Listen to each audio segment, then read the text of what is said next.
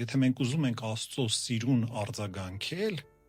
մեզանից յուրաքանչյուրից մեր անձնական զոհաբերությունն է պահանջվում։ Այս գիտակցությունն է, որ մենք պիտի սերմանենք երեխաների մեջ։ Այո, սա բերում է որոշակի սահմանափակություն, բայց սա անպայման չի, որ դաժանություն լինի, սա սիրո սահմանափակությունն է։ Երբ սա սիրով է կատարվում, ամեն ինչ իր տեղն է ընկնում, այսինքն պետք չի երեխային սահմանափակել անընդհատ իրեն ճնշելով եւ այսպես պարտադրելով,